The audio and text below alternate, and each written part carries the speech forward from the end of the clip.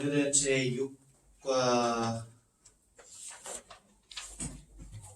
말씀 다시 보겠습니다. 제6과 말씀 에베소서 1장 3절이거든요. 에베소서는 신약성경에 있습니다. 신약성경 약자표 보시면 고갈 앱이라고 있죠. 그래서 앱, 이게 에베소서를 나타냅니다. 에베소서 1장 3절 말씀 어디 있는지 잘 모르겠다 하시는 분들은 스카이팀에 가서 찾아드릴게요. 에베소서 1장 3절 말씀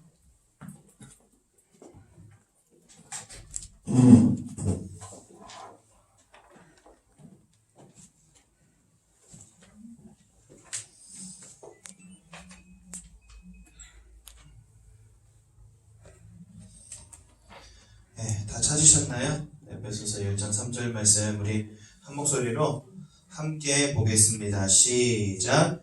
찬송하리로다. 하나님 곧 우리 주 예수 그리스도의 아버지께서 그리스도 안에서 하늘에 속한 모든 신령한 복을 우리에게 주시되. 아멘. 우리 복 하면 다 좋아하시죠? 복 받기 싫은 사람 아무도 없으시죠? 다 복 받으시기 바랍니다. 근데 그냥 복 말고 하나님이 하늘로부터 주시는 신령한 복을 받는 우리 귀한 새가족 성도님들 되시길 바랍니다. 세상에 돈 싫어하는 사람 아무도 없죠. 혹시 돈 싫어하는 분 이 자리에 계십니까? 그 돈 저 주십시오. 저 돈 좋아하거든요. 돈이 이 땅 살아가는데 다 필요하잖아요. 그렇죠? 하지만 돈 때문에 살아간다면 그것보다 슬픈 일은 없는 것 같습니다. 여러분들 돌아가실 때 한 푼이라도 주머니에 넣고 가실 수 있을까요? 10원 한 장 못 가져갑니다. 제가 예전에 우리 장로님 한번 돌아가셨을 때 그 고향에서 재래식으로 드리는 장례에 참여한 적이 있었거든요. 그랬더니 우리 장로님의 불신 친구들이 와가지고 뭐 하냐면 이제 땅을 파고 관을 내리는데 거기다가 10원짜리 100원짜리 던지면서 야 노잣돈 해라 하면서 던져주더라고요. 여러분 사람 죽어서 영혼이 하나님 아버지 앞에 가는데 돈이 무슨 필요가 있습니까? 그렇죠? 아무리 열심히 벌어도 그거 하나도 가져갈 수 없는데 그것 때문에 내 인생을 건다? 뭔가 씁쓸하고 슬픈 이야기인 것 같습니다. 돈은요 있으면 편하죠. 없으면 조금 불편할 뿐입니다. 살아가는데 별 문제 안 됩니다. 그렇죠? 오늘 점심을 랍스타를 먹냐 짜장면을 먹냐 이 차이지. 여러분 너무 돈과 성공에 연연하지 마시고 하나님이 진짜로 우리에게 주시는 신령한 복을 알고 누리는 우리 새가족 성도님들 되시면 참 좋겠습니다.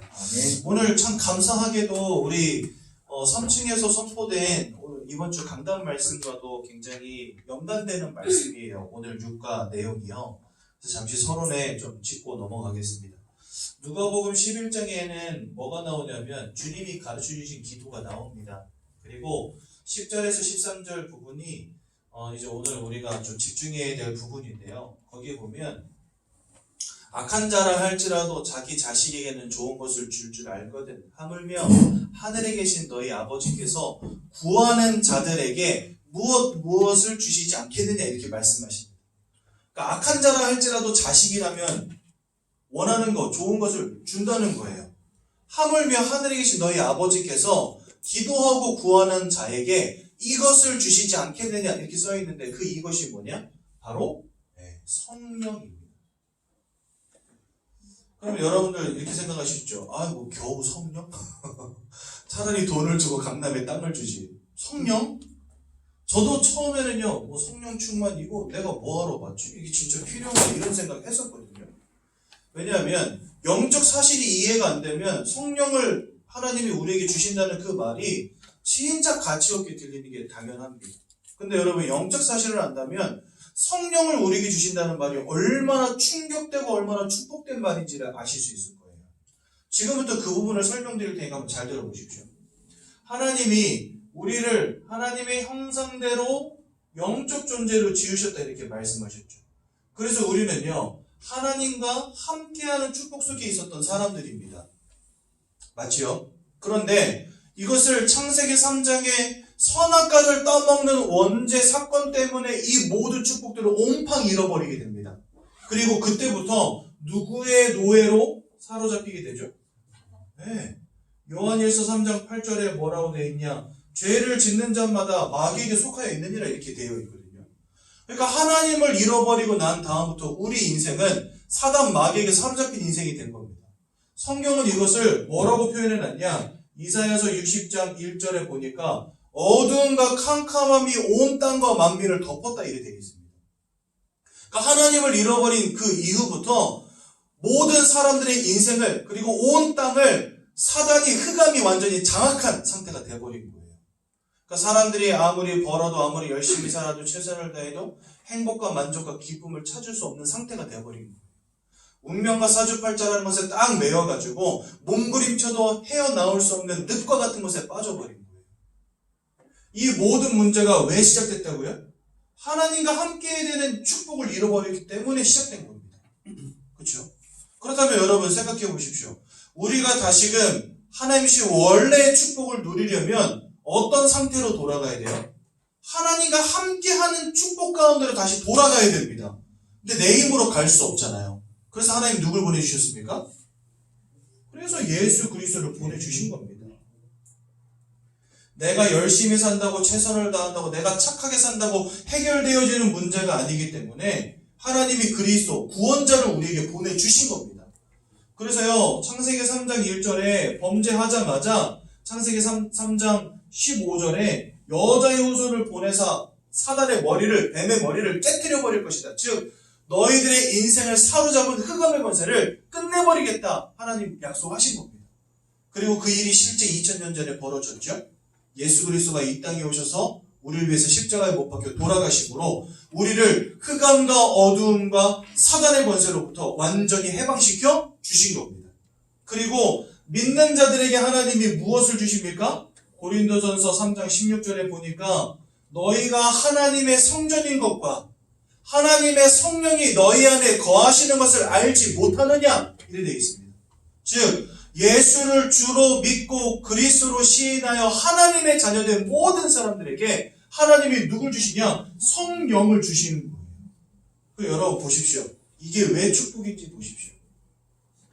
원래 사람들은 하나님과 함께하는 축복 속에 있었는데 이 모든 것들을 다 잃어버린 거예요.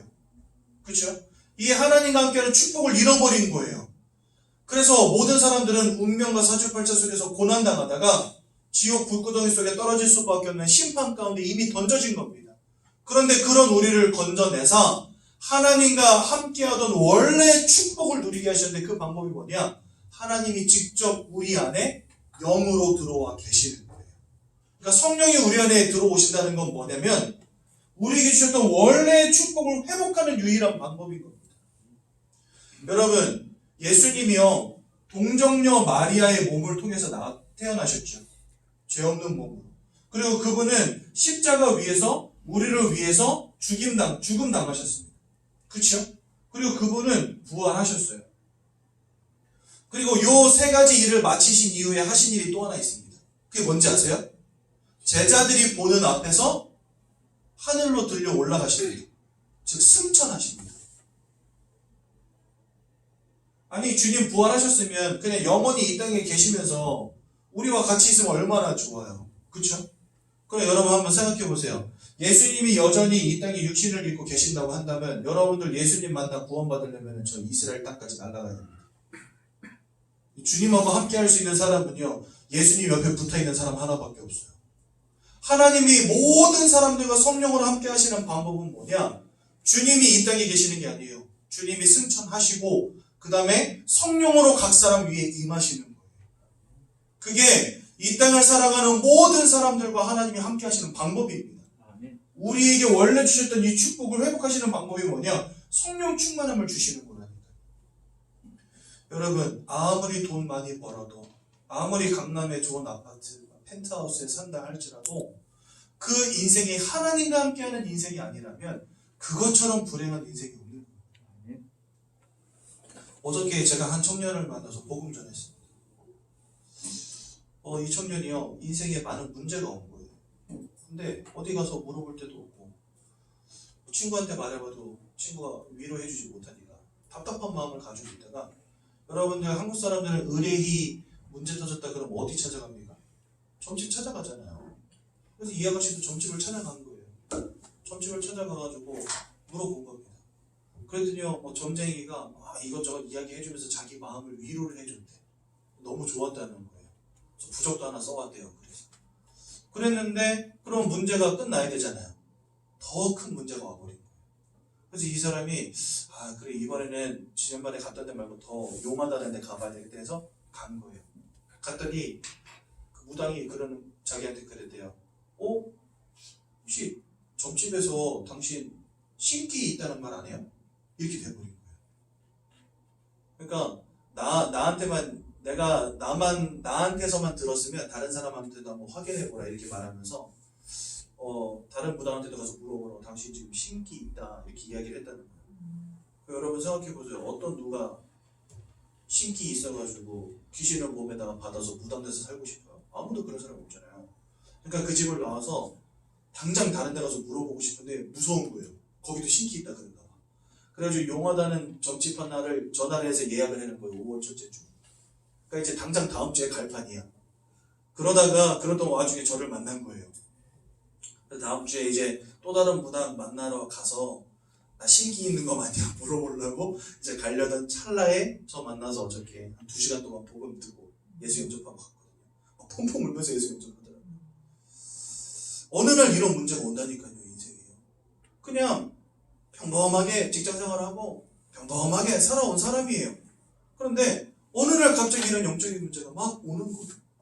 통장에 돈이 있으면 뭐합니까? 보니까 저 중앙동 쪽에 새로 지은 신축 아파트에 부모님하고 같이 살고 있더라고요. 돈도 좀 있는 가정이에요. 그러니까 배경도 있고 돈도 좀 있으면 뭐합니까? 어느 날 갑자기 나에게 이런 문제가 닥쳐온다니까요. 이거 내 힘으로 해결되는 문제가 아니잖아요. 여러분 지금 돈 벌고 성공하고 펜트하우스에 살고 뭐 강남에 땅 사고 그거 여러분 죽을 때 다 두고 가야 되는 그거 별로 중요한 거 아닙니다. 한평생 살아가면서 예수 몰랐다 그러면요 이 흑암의 역사 속에 다 죽는 거예요. 우리도 결국은 복음 알지 못하면 그렇게 살아갈 수밖에 없는 인생인데 하나님이 굳이 여러분들을 사랑하셔서 택하셔서 구원 주시고 이제는 성령까지 부어주셔서 함께하는 축복을 누리게 하시겠다는 거예요. 그래서 여러분 이 성령 충만보다 귀한 축복이 어디 있냐는 거죠. 여러분 헛된 거 구하지 마십시오. 나에게 날마다 이 성령 충만함의 은혜가 있기를 구하는 우리 새가족들 되시기 바랍니다. 저는요 새가족들 분들에게는 오히려 더 세게 말하거든요. 첫 단추를 잘못 끼면은요 평생이 비틀어지는 거예요. 저도 신앙생활 엉뚱하기 시작했습니다. 복음 알지 못하고 하나님의 소원 알지 못하고 내 것, 나 이것으로 신앙생활 했거든요. 나 잘되고 나 공부 잘하고 나 돈 잘 벌고 나 성공하고 그리고 그런 거 맨날 기도했는데 하나님 안 들어주시면 왜 안 들어주십니까 따지고 제 인생이 그랬어요. 제 신앙생활이 그랬어요. 기도 그렇게 열심히 했는데 응답 한 번은 안 와요. 응답이 한 번은 안 와요. 왜 그럴까요? 하나님의 소원과 상관없는 기도. 나만을 위한 기도. 하나님은요 우리를 부르실 때 함께하며 나아가 전도도 하며 또 귀신을 내어주는 권세를 주기 위함이라 마가복음 3장 13절에서 15절에 분명히 말씀하셨습니다. 그러니까 하나님은 여러분들을 부르실 때 여러분들과 첫 번째로는 함께하고 또 두 번째로는 여러분들의 인생을 통해서 또 다른 사람들에게 복음을 전하게 하시고 세 번째는 이런 흑암의 역사 속에서 사단의 권세를 꺾을 권세를 주기 위해 부르셨다 그랬는데 우리 관심은 다 어디 있어요? 돈, 성공, 건강. 그런 것들은 우리가 구하지 않아도 하나님 다 채우신다 약속하셨어요. 여러분 헛된 거 따라가지 마십시오. 저는요 교회 목사이지만 목사님들 교역자들 이렇게 뭡니까 사례 이런 것들을 중소기업 다니는 사람들처럼 이렇게 막 보너스 막 이렇게 해가지고 막 받지 않아요. 근데 여러분 저는 지금까지 빚 없이 잘 삽니다. 아가 셋입니다. 근데요 빚 없이 잘 살고 있어요. 저는요 진짜 하나님의 채우심의 은혜를요 지금까지 늘 맛보면서 왔어요. 여러분 한 번은 제가 신학교를 가고 있는데 전화가 온 거예요. 제 아내한테 막 벌벌 떨면서 전화가 왔어요. 오빠 이러면서 전화가 왔어요. 그래서 야 왜 그래? 그랬더니 사고 났어 이러는 거예요. 자기가 우회전을 하고 있는데 여기가 이제 빨간불이어서 자기가 우회전을 했대요. 근데 이쪽에서 차가 와서 들이받아버린 거예요. 그러니까 얘가 100% 과실이죠. 되게 받쳤대요. 1차로에 있었는데 3차선까지 차가 밀려갔대요. 그래가지고 사고 난 차를 보러 가니까요, 그 왼쪽 부분이 아예 찌그러져 이렇게 훅 들어갔더라고요. 그래서 거기 그 수리해 주시는 분한테 여쭤보니까 이 차는 그냥 찌그러진 거 핀다고 될 게 아니라서 차를 잘라내고 멀쩡한 거 갖다가 붙여야 된대요. 그 여러분, 제 차 산 지 3개월 만에 반을 잘라서 새 거를 다른 거 갖다 붙였거든요. 그 저는 이제 남자들은 차에 굉장히 애착이 많고 관심도 많고, 저는 진짜 그 뭡니까, 심장이 뜯겨나가는 고통이 느껴지더라고요. 차 반쪽을 뜯어내는데 제 심장 반쪽이 떨어져 나가는 느낌이었어요. 그리고 차나 한번 받치면 이게 차체가 뒤틀리면 과속 이렇게 좀 빨리 다니면 차가 흔들리기도 하고 이러거든요. 그러니까 수리하는 내내 노심초사, 진짜 이게 차 어떡하지 마 이러면서. 좋은 차도 아닙니다. 경차 A, 제 첫 차가 경차 A였거든요. 그래가지고 이제 차 다 박살이 나니까 얼마나 마음이 아픕니까. 근데 수리가 다 끝나고 났는데 끌고 나가서 일부러 저쪽 오이도 쪽 거기 그 어디죠, 시와 방파제 있죠, 거기가 쭉 뚫려 있으니까 거기 한번 달려보려고 간 거예요. 달리는데 이게 120, 130을 가면서 차가 흔들림 없이 너무 깔끔하게 잘 나가는 거예요. 그래서 수리가 진짜 여러분 완벽하게 된 겁니다. 그리고 제 아내랑 아이 둘이 타고 있었는데 그렇게 들이받쳤는데 제 아이가 앞에 의자 꽁 들이받고 여기에 살짝 먹는 거 빼고는 외상도 없고 내상도 없는 거예요. 제 아내도 차를 그렇게 받쳤는데도 다친 데가 하나도 없어요. 그런데 그때 보상금으로 이게 그 중고차 가격 사고 나면 중고차 가격 떨어지기 때문에 그거에 대해서 보험사에서 보상을 해주거든요. 그래서 250만 원인가를 받았어요. 수리 다 해주고 다친 사람 아무도 없고 꽁돈이 250만 원 생긴 거예요. 근데 제가 안산으로 이사 와서 아이 낳고 살면서 저희 아버님이 이제 좀 사업에 문제가 있으셔서 제 명의를 사용하셨거든요. 그러니까 제가 졸지에 사업자가 되고 제 명의로 된 차도 세대가 되고 이러다 보니까 어느 순간부터가 세금이 그 국민의료보험 세금이 엄청 올랐는데 이사로 오면서 주소지가 바뀌었는데 분명히 주소지 신고를 했거든요. 근데 우리 집으로 그게 안 날아오니까 우리는 의료보험을 깜빡 잊고 산 거예요. 그렇게 13달 친가를 안 내는데 그게 150만 원, 60만 원 나오고. 근데 그때 마침 250만 원이 생겨서 세금 끝 내고 나머지 돈으로 맛있는 거 사 먹었죠. 희한합니다. 하루는요, 안성에서 저 전도사로 있을 때 어떤 집사님이 갑자기 아침에 초인종을 눌러요. 그래서 뭔 일이야 하고 나가보니까 이분이 쌀가마니 하나를 들고 오신 거예요. 그래서 이게 뭔 일이에요? 그러니까 아침에 눈을 떴는데 전도사님 얼굴이 눈에 선하더래요. 뭘 드릴까 하다가 쌀이 남는 게 하나 있으니까 드려야 되겠다고 들고 왔다는 거예요. 그날 아침에 안 그래도 저희 쌀이 똑 떨어져가지고 사야 되는데 통장에 돈을 넣고 막 이러고 있었거든요. 별거 아니지만 우스개 우리가 웃고 지나갈 만한 그런 내용이지만 저는요 지금까지 빚지지 않고 살았습니다. 너무 하나님이 적재적소에서 기가 막히게 채우시는 거예요. 저는요 부족함 없이 살았습니다. 솔직히 말하면 빚지지 않고 부족함 없이 지금까지 하나님 지도하게 하셨다니까요. 왜 이게 가능합니까? 구하지 않아도 하나님 필요를 따라 채우셔요. 여러분들의 인생도 마찬가지입니다. 여러분들을 위해서 만남, 여러분들을 위해서 경제, 여러분들을 위한 모든 것들을 하나님 다 예배해 놓으셨어요. 그런 것들을 구하지 않아도 충분할 만큼 하나님 다 예배해 놓으셨다는 거예요. 저는요 하나님이 돈 많이 주실 필요 없습니다. 저는 뭐 돈 많이 필요한 사람이 아니니까.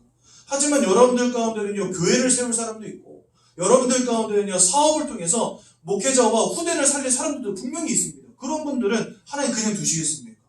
경제 축복 막 부어주실 거예요. 구하지 않아도 주시는 거예요. 그래서 여러분 이러한 영적인 사실을 안다면 사실 헛된 거 구할 시간도 없어요.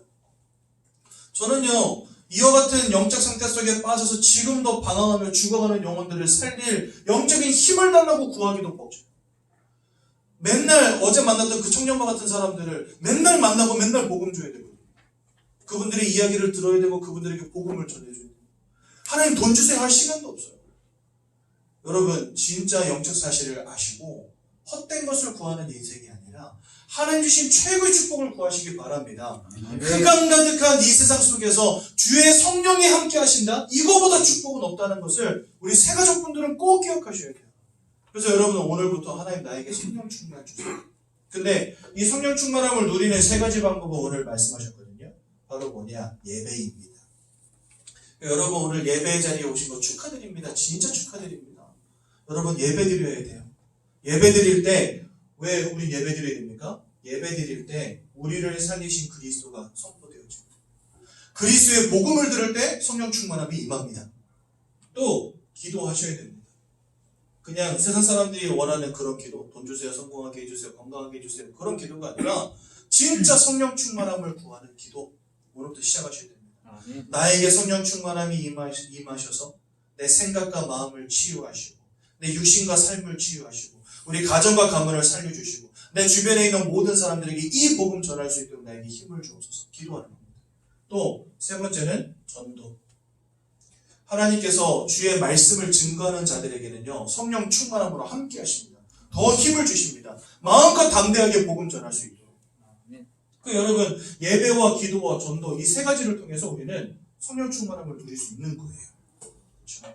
그래서 여러분 진짜 성령 충만함을 누리는 우리 귀한 성도들 되시기 바랍니다. 아멘. 복음의 언약의 말씀을 들을 때 성령 충만함이 임합니다. 이거 펜 좀 잘 나오는 걸로 바꿔주실래요? 지난주에 있던 거 없어졌네.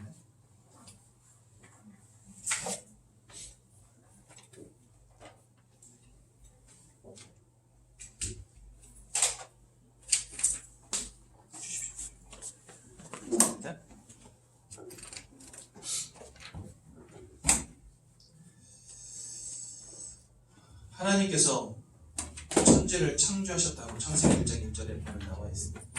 또 창세기 1장 27절에 하나님의 형상을 따라 사람을 창조하셨고 하나님과 함께하는 축복을 누리는 모든 사람들에게 생육하고 번성하고 땅에 충만하여져서 모든 것을 정복하고 다스리는 축복을 또한 하나님 주셨습니다.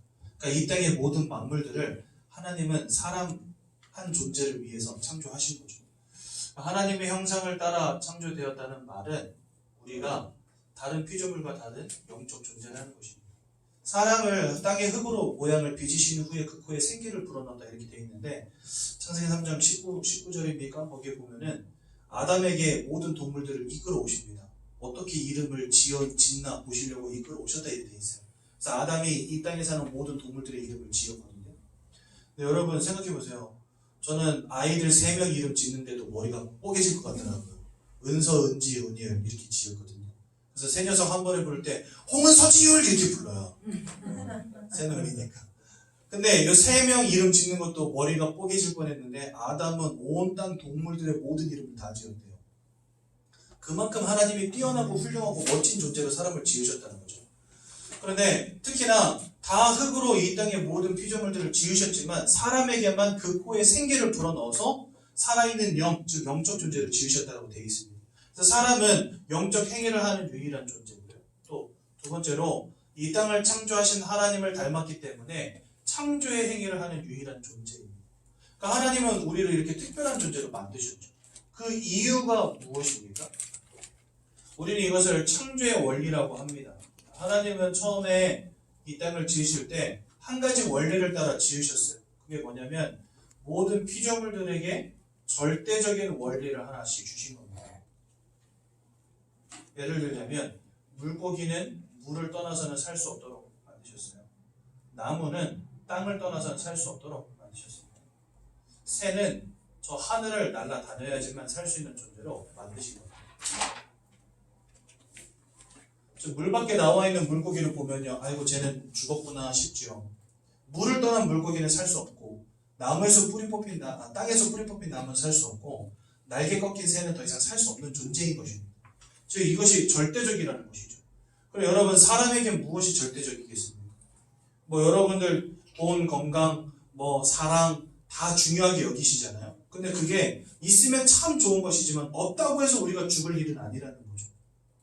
그러니까 우리가 지금까지 내 인생의 행복의 기준으로 갖고 있던 모든 것들이 사실 나에게 절대적인 것은 아닙니다.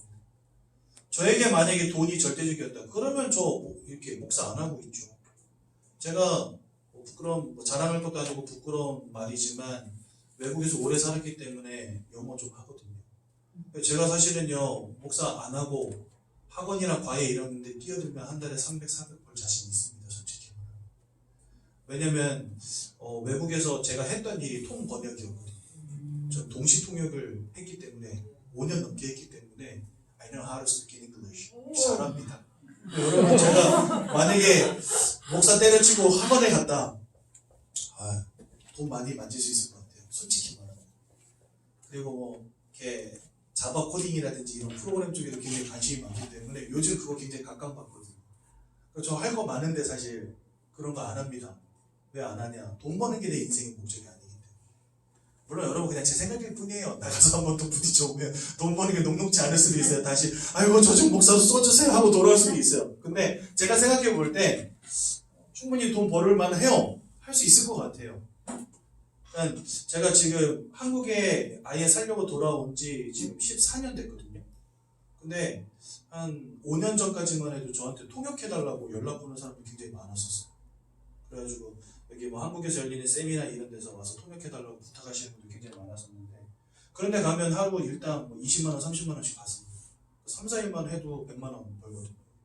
그러니까 뭐 사실 돈 벌려고 맘만 먹으면 벌 수 있는 방법은 굉장히 많을 것 같아요.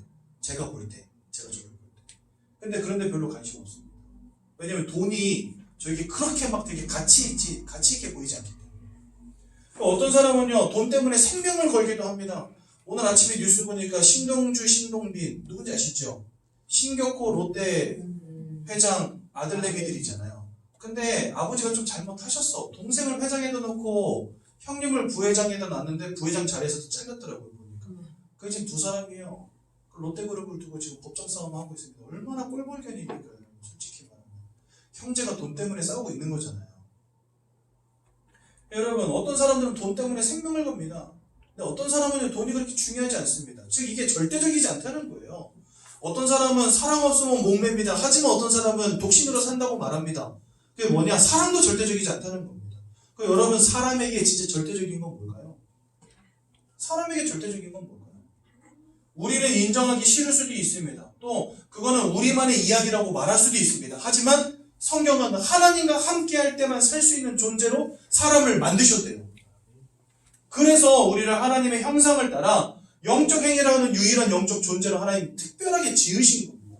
그러니까 여러분들은요, 하나님을 잃어버리고 하나님과 함께하지 않으면 살 수 없는 영적인 존재들입니다. 그래서요, 물고기가 물을 잃어버리면 살 수 없으지, 나무가 땅을 잃어버리면 안 되지, 새가 하늘을 잃어버리면 안 되듯이 사람은 하나님을 잃어버리고서는 살 수 없는 존재입니다. 이게 뭐냐? 바로 우리에게 주신 창조의 원리예요. 원래 인간은 하나님과 함께하는 축복을 누리고 있었거든요. 그런데 어느 날 인생에 아주 중대한 근본적인 문제가 터져버린 겁니다. 하나님을 대적한 영적인 존재가 있어요. 하나님의 형상대로 지음받은 모든 사람들의 대적이 돼서 그들을 죽이고 멸망시키고 빼앗고 저 지옥 불구덩이 속으로 던져 넣는 영적 존재가 있다니까요. 그 녀석이 누구냐? 바로 사단인데요. 이 사단이 아니나 다를까 아담과 하와를 이 모든 축복들을 잃어버리도록 하나님의 말씀을 불순종하는 죄를 짓게 만듭니다. 결과적으로는 하나님을 떠나게 만들어 버리죠. 여러분, 물고기가 물을 잃어버린 일이 벌어진 거예요, 지금 여러분들에게. 여러분들 지금 돈, 성공, 건강 걱정할 때가 아니라니까요. 여러분 지금 물을 잃어버린 물고기 꼴 난 거라니까요. 땅에서 뿌리가 뽑힌 나무와 같은 꼴이 된 거예요, 지금. 근데 물 밖에 있으면서 돈, 성공 이러고 있는 거예요. 살 수가 없죠, 그러니까. 물을 잃어버려도 어떻게 삽니까, 물고기가. 땅에서 뿌리가 뽑혔는데 나무가 어떻게 삽니까? 살 수가 없는 거죠. 그래서 여러분들 죽었다 하시는 게 그 이유예요. 여러분 맨날 죽었다 이러고 사시잖아요. 아파 죽었다, 피곤해 죽었다, 힘들어 죽었다, 일이 왜 이렇게 많냐, 많아 죽었다 이러면서. 심지어 밥을 먹고 나면 뭐라 그래요? 배불러 죽었다. 살겄다는 사람 한 번도 본 적이 없어. 아이고 일이 많아 살겄다. 여러분 제가 진짜 되게 웃긴 게요. 우리 딸내미들이 이제 초등학교 6학년 5학년 되거든요. 학교를 가는데 하루는 비가 와. 그러니까 짜증나가 왜 비가 와. 그 다음날은요 비도 개고 근데 하늘도 맑고 막 기가 막혀요. 해가 쨍쨍 쪄요. 그러니까 왜 이렇게 해가 쨍쨍 쪄? 어떻게 해야 됩니까 도대체? 어쩌라는 거야. 뭐 구름이 어스름하게 껴가지고 시원하게 해줘야 됩니까 맨날?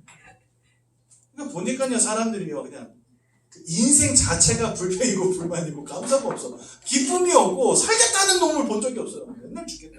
배불러 죽겠다. 피곤해 죽겠다. 날씨가 비가 와서 짜증나 죽겠다. 또 해 뜨면 아이고 왜 이렇게 뜨거워 죽겠네. 양산을 또 집에다 두고 와가지고 이러면서. 그죠? 하나님을 잃어버린 인생 돼버린 겁니다. 뭘 해도 행복이 없고 만족이 없는 인생. 그러니까 여러분 진짜 이 사단에게 사로잡혀서 죄 가운데 빠지고 하나님을 떠났다는 이 말이 얼마나 충격적이고 얼마나 무서운 말인지 여러분들 저와 같이 공감하셔야 돼요. 하나님을 잃어버린 순간부터 여러분들은요 운명과 사주팔자의 노예가 되어버린 겁니다. 아까 제가 말씀드렸던 그 청년처럼 예전에 한 번은요 이런 청년이 왔었어요. 저희 교회에 정지현이라는 이지은? 김지은? 정지은? 아무튼 이름은 지은인데 성이 기억이 안 나는데 김찬수, 김지은. 지은이가 예전에 한번 명절 때 자기 사촌 언니인지 동생인지를 데려온 적이 있어요. 우리 세가족. 왜 데려왔냐 그러니까 하루는 이제 그 친구가 자기 집에 놀러 왔으니까 이제 같이 잔 거야 잠을. 같이 잤는데 새벽에 그 사촌이 자기를 깨우더랍니다. 깨우면서 너 왜 자꾸 나 만져 이렇게 말을 하더래요. 근데 지은이는 그냥 이렇게 자고 있었거든. 만진 적이 없거든. 자고 있는데 아니 나 그냥 자고 있었어 만진 적 없어. 그러니까 그 사촌이 그러더래요. 맞지 나 만진 적 없지. 요즘에 나 자는데 누가 나 자꾸 만진다. 그래서 교회 데려왔어요. 그래가지고 이 친구 완전 불신자인데 세가지고 와가지고 복음 메시지 듣고 예수 영접하고 집으로 돌아갔거든요. 물론 멀리 살기 때문에 그 이후로 만난 적은 없지만 이렇게 사람들에게 영적인 문제가 임해버리는 겁니다.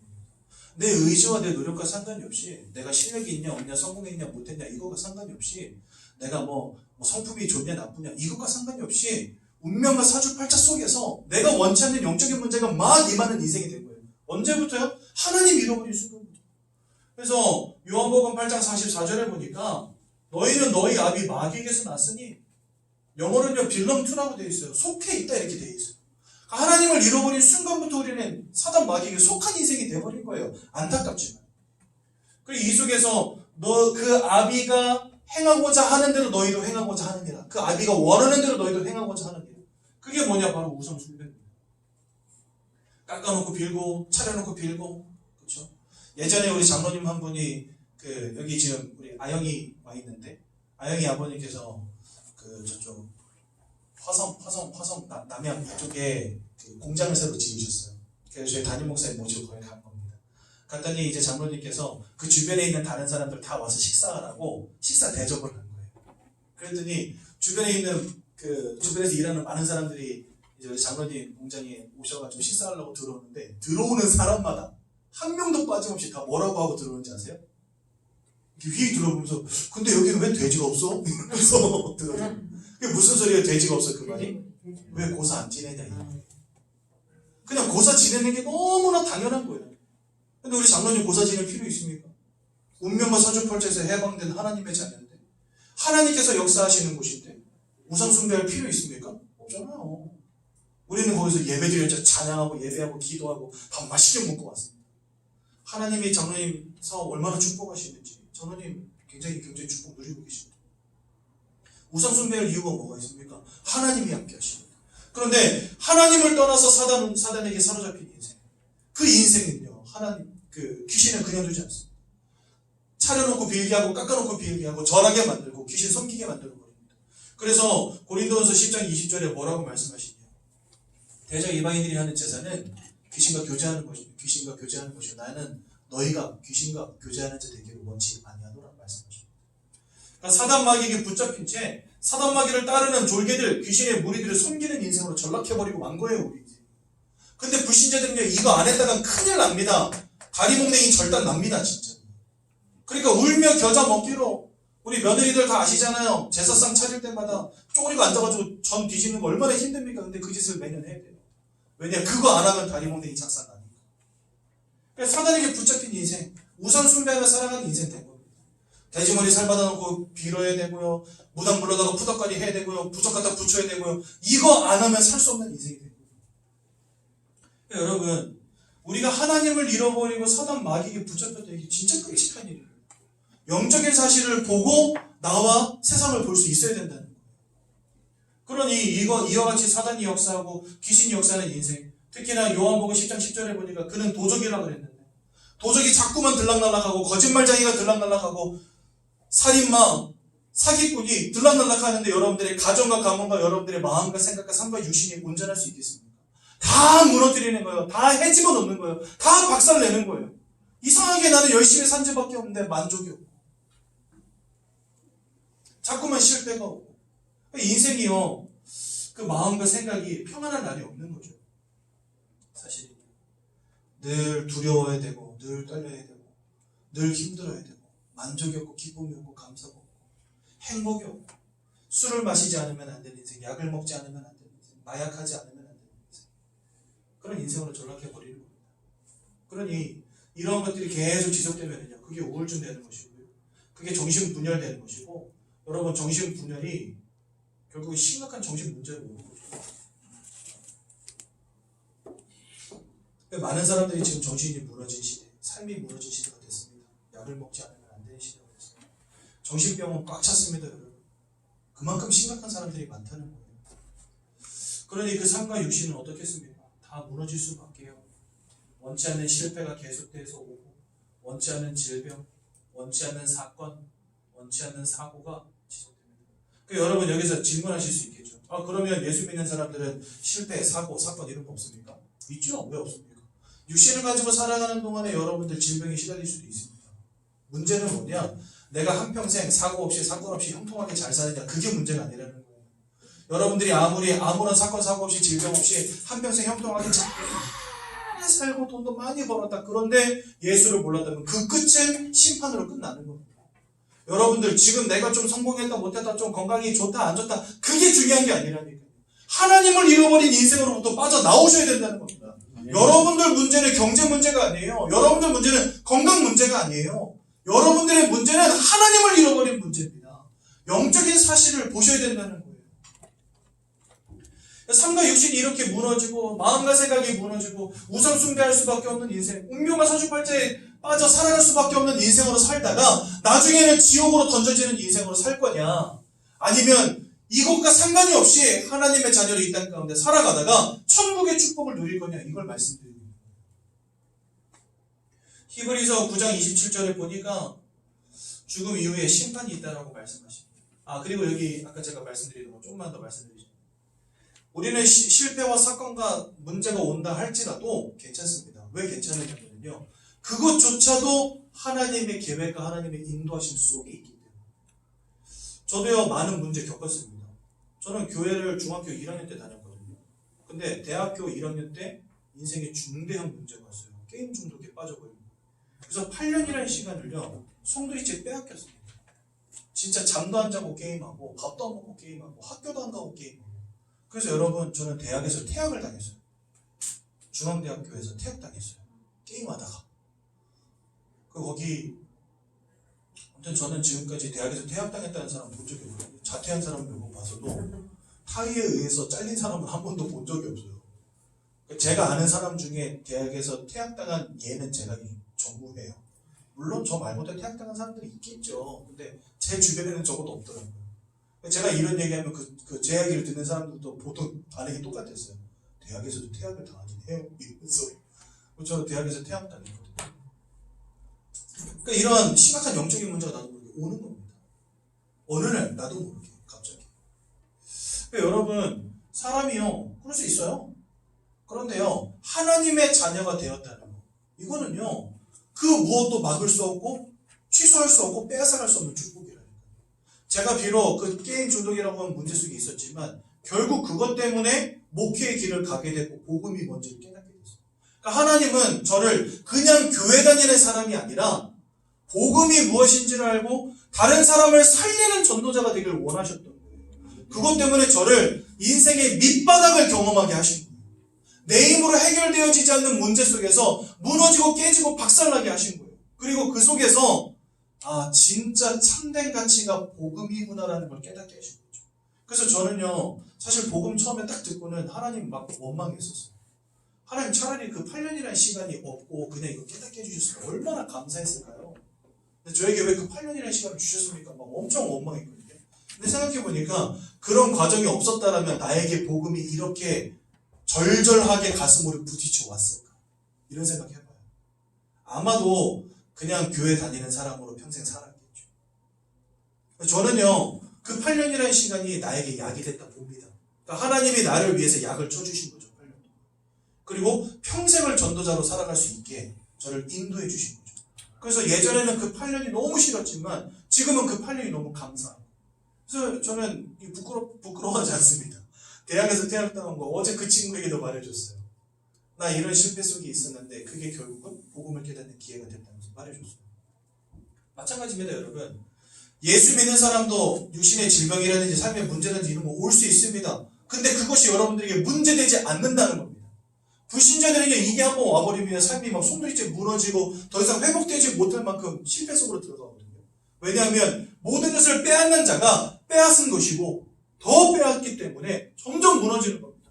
근데 요 10장 10절 후반부에 뭐라고 되어 있냐? 하지만 하나님은 양들로 생명을 얻게 하며 더 풍성히 얻게 하려 하십니다. 저 8년이라는 시간이 나에게 더 큰 축복으로 돌아왔다니까요. 그게 불신자들에게 와 있는 인생의 문제와 하나님을 믿는 자녀들에게 오는 인생의 문제의 차이점입니다. 나의 영적인 배후에 누가 계시느냐에 따라서 동일한 문제가 와도 오는 응답과 결과가 다른 거예요. 흑암의 배경 속에서 살아가는 사람들은요, 인생의 문제 속에서 점점 무너지고 박살날 수밖에 없어요. 그런데 하나님이 함께 하시는 영적인 배경 속에 있다면 문제가 도리어 나에게 축복과 응답이 된다. 그래서 여러분, 예수 믿는 사람도 실패와 문제 올 수 있습니다. 하지만 그것이 여러분들에게 축복의 발판이 되는 겁니다. 이게 다른 거예요. 그 예수를 믿는 게 이렇게 멋진 일이라니까요. 그 모든 사람들이 심판받고 지옥으로 던져질 수밖에 없다는 거. 또한 모든 사람들의 후대가 여기서 자유로울 수 없다는 것입니다.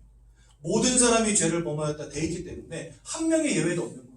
의인은 없나니 하나도 없다 말씀하셨기 때문에 한 명의 예외도 없는 거예요. 그것은 앞으로 미래에 태어날 모든 사람들도 여기서 자유로울 수 없다는 겁니다. 그러니 여러분, 이 문제를 우리가 어떻게 해결합니까? 내 힘으로 해결이 안 되죠. 종교는 네가 착하게 살면 된다라고 말해요. 착하게 산들 여기서 빠져나오시겠습니까, 여러분? 여러분들이 선행을 많이 쌓은다면 여기서 빠져나올 수 있겠습니까? 사단에게 사로잡힌 운명과 사주팔자의 문제를 무엇으로 해결하겠냔 말이죠. 우리는 태어날 때부터 다 죄인인데 어떻게 내 죄를 내 스스로가 씻을 수 있냐 말이죠. 여러분 생각해보세요. 사형수가 감옥에 갇혀있는데 맨날 청소하고 빨래하고 막 하면서 내 스스로 야, 나 할 일 다 했어. 나 이제 내가 죄값 씻었다고 생각해. 그런다고 감옥에서 빠져나와질 수 있겠습니까? 말도 안 되는 소리죠. 그렇죠? 사형수가 사형이라고 하는 그 죄값을 치르기 전에는요, 감옥에서 빠져나올 수 없는 거예요. 근데 사형이라는 죄값을 치르려면 내가 죽어야 되잖아요. 죽지 않고서는 빠져나올 수 없는 곳이 감옥인 거예요. 내가 백날 착하게 살아도 빠져나올 수 없는 겁니다. 우리에게 죄라고 하는 것은 그런 의미거든요. 나는 지옥으로 던져질 수밖에 없는 사망의 심판을 받은 사람입니다. 근데 내가 얼만큼 착하게 살아야 그 사망의 심판에서 자유로울 수 있을까요? 방법이 없다는 거예요. 방법이 없다는 거예요. 하나님은 영이신데 어떻게 우리 스스로 하나님을 만나라고 합니까? 만날 수가 없는 거예요.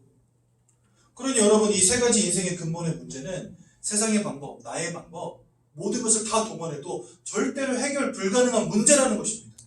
그래서 내 노력이 필요한 게 아니에요. 내 열심이 필요한 게 아니에요. 오직 나를 구원해 주실 구원자가 필요한 거예요.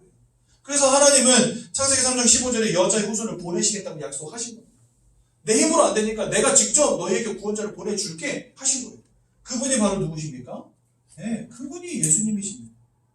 요한일서 3장 8절에 보니까 죄를 짓는 자마다 마귀에게 속하였나니 저는 처음부터 범죄함이니라 이렇게 말씀하시고요. 하지만 하나님의 아들이 나타나신 것은 그 마귀가 하는 모든 일을 멸하려 하십니다. 그래서 하나님은 예수 그리스도는 사단의 권세를 꺾으신 유일한 참 왕이 되십니다. 그리고 로마서 8장 1절에서 2절에 보니까 예수 안에 있는 자는 결코 정죄함이 없대요. 이제 더 이상 죄인이 아니라는 말입니다. 왜냐하면 예수 안에 있는 생명의 성령의 법이 죄와 사망의 법에 묶여있던 너희를 해방하셨기 때문입니다. 그리고 이분이 우리를 위해 자기의 피를 직접 흘리시고 죄 없는 몸으로 오셔서 피를 흘려 돌아가심으로 우리의 모든 죄를 용서해 주십니다. 우리의 죄의 삭은 사망이다 이렇게 되어 있습니다. 즉 우리의 죄는 죽음이 아니면 씻을 수 없는 죄인데 그런 우리를 위해서 예수님이 대신 죽어주신 거예요. 그래서 하나님이 그 예수의 보혈의 공로로 말미암아 여러분들을 죄 없다라고 인정해 주시는 겁니다. 무슨 말인지 이해가 되시죠? 그러니까 주님의 십자가의 죽으심은 나를 죄 없는 의인으로 바꿔주시는 최고의 자리인 거예요. 그러니까 주님의 십자가 사건이 없다면 구원도 없는 겁니다. 그러니까 여러분도 우리는 감사할 것밖에 없는 거죠. 그래서 주님은 우리를 위해서 십자가에서 못 박혀 돌아가시고 우리를 살리신 참 제사장이 되신 겁니다. 또 요한복음 14장 6절에 보니까 내가 그 길이요 진리요 생명이니 나로 말미암지 않고는 아버지께로 올 자가 없느니라. 즉 예수 그리스도를 통하지 않고서는 하나님 만날 방법이 없다는 겁니다. 그래서 사도행전 4장 12절에 뭐라고 16장 31절에 뭐라고 말씀하십니까? 아니다. 4장 12절에 4장 13절에 뭐라고 말씀하십니까?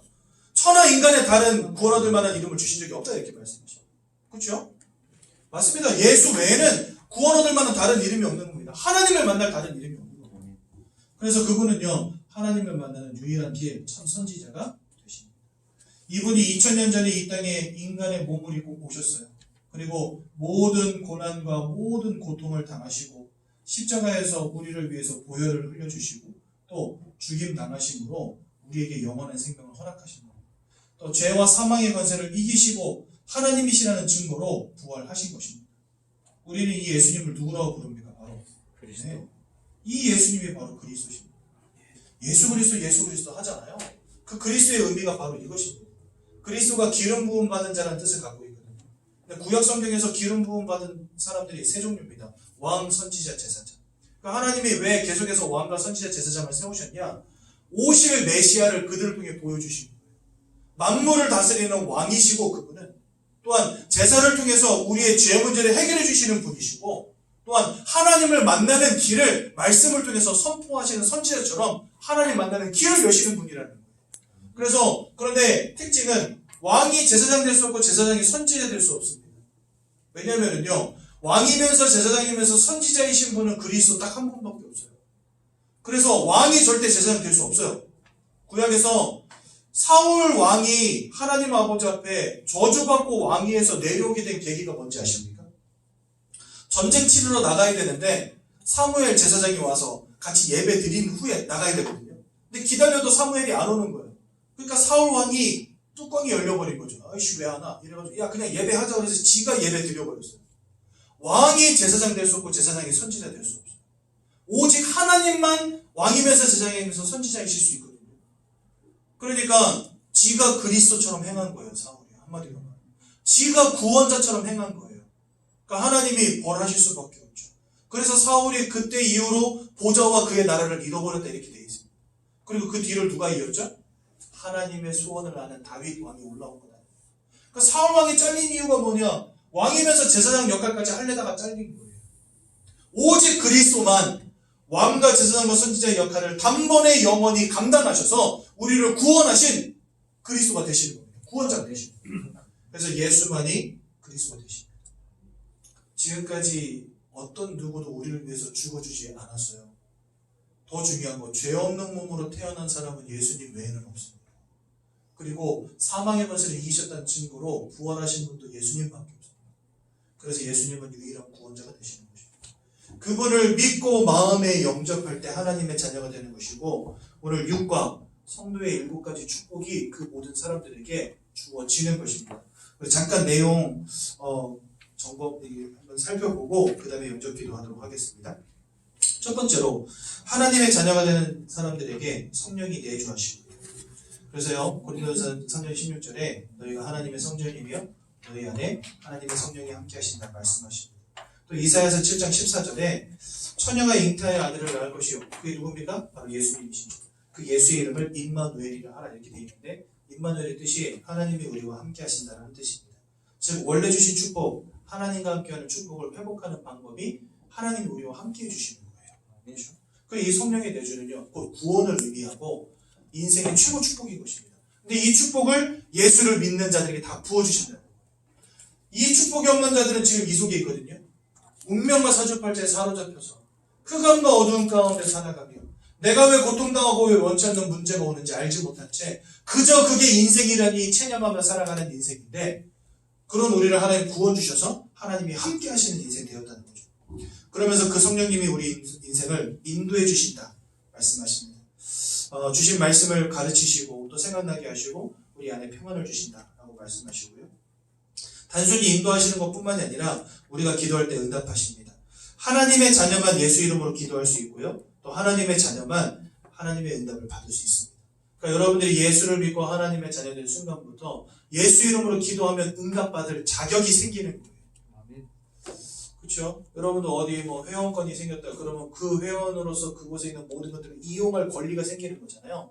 하나님의 자녀가 되면 여러분들에게 이와 같은 권세, 권리가 주어지는 겁니다. 그래서 예수 이름으로 기도하면 하나님은 반드시 여러분들에게 응답 주셔야 되는 거예요. 무슨 말인지 이해되시죠?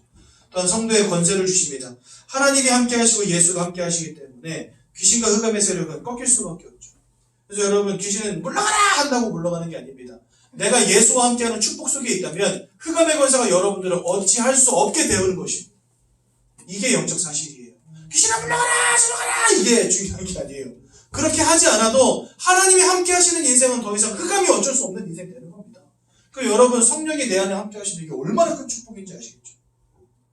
천사의 도움이 있습니다. 우리가 천사를 부리는 건 아니에요. 우리는 천사를 부릴 능력이 없습니다. 권세도 없고요. 천사는 누가 부리시냐? 하나님이 부리십니다. 근데 누구를 위해서 부리시냐? 구원받은 후사를 위해서 하나님이 직접 부리십니다. 그러니까 여러분들이 가는 곳마다 주의 천사를 보내서 지켜주세요. 흑암의 권세로부터 여러분들을 지켜주시는 거예요. 또 천국 시민과 하늘나라 배경이 여러분들의 것이 된 것입니다. 하늘 보좌의 축복이 여러분들과 함께합니다. 여러분 제가 필리핀에 있을 때 좀 어떤 한국 분 한 분이 고속도로에서 운전을 하다가 차가 10m 계곡으로 굴러버린 거예요. 근데 그 자리에 누가 왔냐면은 대사관에서 직원이 왔더라고요. 우리나라 대사관에서. 왜 왔냐 하니까 외국에서는 의료보험 혜택도 못 받고 그러니까 뭐 어떻게 사고 처리며 이런 것들을 진행할 그런 방법들을 잘 모르니까 이제 이분이 좀 신분이 있는 분이셨는지 대사관 직원을 부르셨어요. 그래서 대사관 직원이 왔거든요. 대한민국 국민이니까 외국에서 사고가 나면은요 대사관 직원이 와서 도와줍니다. 왜 그럴까요? 우리는 대한민국 시민권을 가진 사람들입니다. 여러분들이 천국 시민권을 가졌다. 그 말은 뭘 의미하냐? 하늘나라의 보좌의 축복이 여러분들을 지키시고 인도하신다는 겁니다. 하나님이 여러분들을 살피시고 주의 성령이 함께 하시고 주의 천국과 천사가 지키시고 흑암의 권세가 역사하지 못하도록 여러분들을 인도해 주는 겁니다. 놀라운 축복이죠. 그러니까 성령이 내 안에 함께 하신다. 이것보다 큰 축복은 없는 겁니다. 그러면서 세계복음화 여러분들에게 우리에게 주신 사명이고 하나님의 소원 이 축복을 누리도록 하신 거죠. 여러분들 보십시오. 복음 알지 못한다면 우리는 이 속에서 여전히 깨지고 넘어지고 박살나는 인생 살아야 됩니다. 그런데 내가 뭐 잘한 거 아무것도 없는데 그저 하나님이 여러분들을 일방적으로 사랑해 주시고 은혜 베풀어 주시고 예수를 보내주시고 구원해 주셔서 그냥 아무런 대가 없이 이 놀라운 축복 가운데로 들어오게 하셨어요. 그러니 여러분 우리는 진짜 하나님께 감사할 것밖에 없는 사람들입니다. 아멘. 예수를 영접하고 하나님의 자녀들의 축복을 누리셔야 되겠죠. 오늘 이 시간 예수님을 마음에 영접하는 시간 다 같이 갖도록 하겠습니다. 여러분 진짜 진실된 걸로 주님을 마음에 영접하세요. 이 놀라운 축복을 이루신 하나님, 이 나에게 놀라운 구원 주신 하나님, 이 시간 예수를 내 마음속에 영접하여 내가 그 하나님의 자녀 되기를 원합니다. 진실된 걸로 소원하면서 이 시간 하나님께 기도하도록 하겠습니다. 두 눈을 감으시고 두 손을 모으시고 함께 기도하겠습니다. 사랑의 하나님, 저는 죄인입니다. 이 시간 예수님을 그리스도로 믿고 제 마음속에 영접합니다. 하나님을 떠난 문제, 죄와 저주의 문제, 운명과 사주팔자의 문제를 예수님께서 십자가 위에서 완전히 해결하시고 저를 구원하신 사실을 믿고 제 마음속에 영접합니다. 제 인생의 구주로 제 인생의 구원자로 제 마음속에 임하여 주셔서 저를 하나님 자녀 삼아 주시고 하나님 자녀의 축복을 누리게 하옵소서. 예수님의 이름으로 기도드렸습니다. 아멘. 하나님의 자녀 되신 것 축하드립니다. 자, 제가 한번 기도하고 말씀 마치겠습니다. 사랑의 하나님 은혜 감사합니다. 우리에게 예수 그리스도를 허락하시고 십자가에 못 박혀 죽기까지 주님 복종하심으로 우리를 구원해 주신 그 은혜와 그 사랑 너무나 감사를 드립니다. 하나님의 자녀로 삼아주신 것 감사합니다. 일평생 복음을 누리며 복음 안에서 참 행복을 찾는 우리 모든 새가족분들 되시도록 성령으로 역사하여 주옵소서. 예수님의 이름으로 기도드렸습니다. 아멘. 네. 찬송가 85장 1절만 하나님께 드리겠습니다.